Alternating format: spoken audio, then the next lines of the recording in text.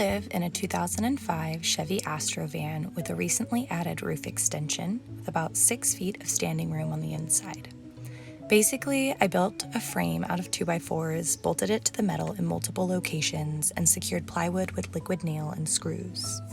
To waterproof, I used silicone caulking and a heavy-duty waterproof roofer's paint.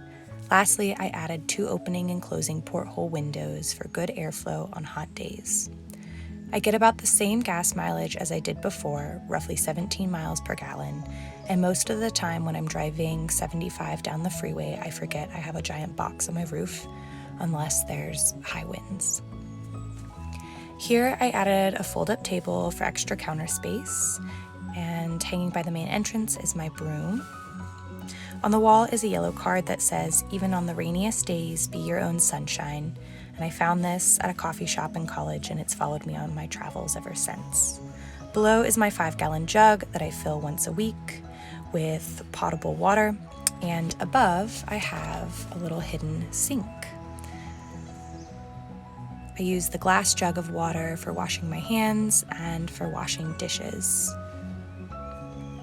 Entering the van, you can see my rear porthole window that's opened up to a beautiful view of my campsite along the river. To hide where the roof extension meets the van, I used lightweight, inexpensive fencing wood to create little storage cubbies. Come winter, I may or I may not insulate the roof, but for now, the rest of the van is insulated with wool insulation.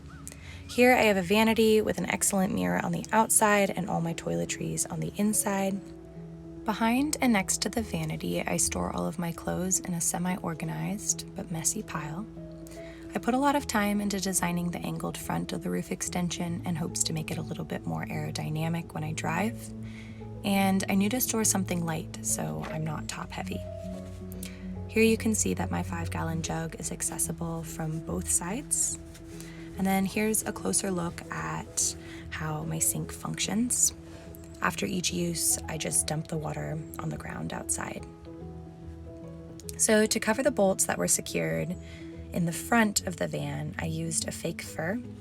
And although I used a heavy-duty adhesive, I've been having a lot of issues with it falling down on hot days, so hoping to fix that soon. On the floor here, I have my shoes behind the passenger seat, my road snack basket with my atlas beside it, a crate that I pull out to do my artwork when I'm outside, and secured to it is a vintage photograph of a woman taking a bath. Behind this is my trash can. I have my Goal Zero portable lithium battery and solar panels below, a basket for socks, a basket for underwear, my toolbox behind that, along with a basket with extra shoes and a basket for smaller miscellaneous outdoor gear, such as my hammock, dry bag, backpack, and more. Moving up to my storage cubbies, I have my tea and spices, my plate, bowls, cups, and silverware. I have this cute little corner table, and that back wall is most of my art supplies. And then I have my books, journals, portable projector, some games. I have an extra mirror. My earrings are hanging on display.